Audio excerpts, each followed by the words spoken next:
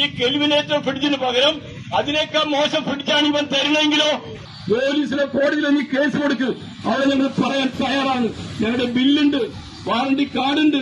പാലക്കാട് മൈജിക്കെതിരെ ശക്തമായ പ്രതിഷേധം. സർക്കാർ LP വിദ്യാലയത്തിലേക്കായി 2025 ഓഗസ്റ്റ് 17-ന് 18,000 രൂപ നൽകി വാങ്ങിയ കെൽവിനേറ്റർ ഫ്രിഡ്ജ് 15 ദിവസത്തിനുള്ളിൽ തകരാറിലായി.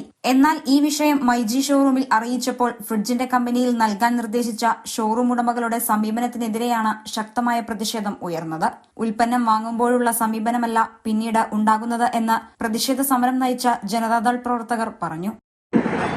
നിങ്ങൾ മനസ്സിലാക്കണം, വസ്തുത വെച്ചിട്ടാണ് സംസാരിക്കുന്നത്. ഡേറ്റ് പറയും.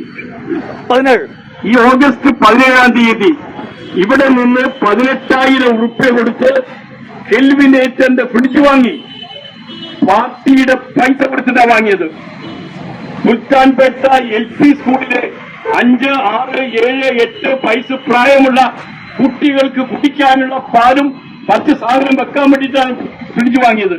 ഞങ്ങളുടെ പാർട്ടിയുടെ പണം കൊടുത്തിട്ട് 15 ദിവസം കഴിഞ്ഞപ്പോൾ കേടുവന്ന് വർക്ക് ചെയ്യണില്ല.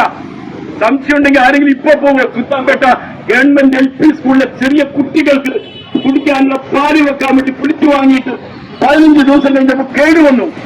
ഇവനെ വിളിച്ച് പറഞ്ഞപ്പോ ഇവിടെയൊന്നുമില്ല, നിങ്ങൾ കെൽവിനേറ്റർ കമ്പനി പോകണം. കെൽവിനേറ്റർ കമ്പനിയുടെ ഫ്രിഡ്ജിനകത്ത് വെച്ച് വിറ്റിട്ട് ഞങ്ങൾ കെൽവിനേറ്റർ കമ്പനി നല്ല വാങ്ങിയത്, ഞങ്ങൾ ഇവിടുന്നാണ് വാങ്ങിയത്. ഇവിടുന്ന് വാങ്ങിയ ഫ്രിഡ്ജ് 12-ാം ദിവസം കേട് വന്നിട്ട് ആവശ്യപ്പെട്ടിട്ട് നന്നാക്കി തരാൻ പറ്റണില്ല. അതിന്റെ പൈസ ഞങ്ങൾ പറഞ്ഞ് പൈസ താ, ഞങ്ങൾ പോകാം. വേറെ ഫ്രിഡ്ജ് തരാൻ നിനക്ക്. ഈ കെൽവിനേറ്റർ ഫ്രിഡ്ജിന് പകരം അതിനേക്കാൾ മോശം ഫ്രിഡ്ജാണ് ഇവൻ തരുന്നെങ്കിലോ? ഞങ്ങൾ പൈസ തരും, ഞങ്ങൾ വേറെ എവിടെയും പോയി ഫ്രിഡ്ജ് വാങ്ങിക്കോളാം. പൈസ തരാൻ പറ്റില്ല, വേറെ എങ്കിലും ഫ്രിഡ്ജ് ഉണ്ടാക്കി തരാമെന്ന്. ന്യായമാണോ ഇത്? സുൽത്താൻപേട്ട ഗവൺമെന്റ് LP സ്കൂളിലെ കുട്ടികൾക്ക് പാലും ഭക്ഷണ സാധനം വെക്കാനായി അവരുടെ ഒരു ഫ്രിഡ്ജ് പാർട്ടിയുടെ പൈസ കൊടുത്തിട്ട് 142 ബ്രാഞ്ചുള്ള ഇവൻ മുതലാളി, ഇവൻ കഴിഞ്ഞ ആഴ്ചയിൽ 50 കോടി ഉൾപ്പെടെ വിമാനം വാങ്ങിയിട്ടുണ്ട്. 50 കോടി ഉൾപ്പെടെ വിമാനം. ഇങ്ങനെ പറ്റിയിട്ടല്ലേ ഉണ്ടാക്കുന്നത്? ചോദിക്കട്ടെ നാട്ടുകാര്. ഞങ്ങളുടെ ബില്ലുണ്ട്.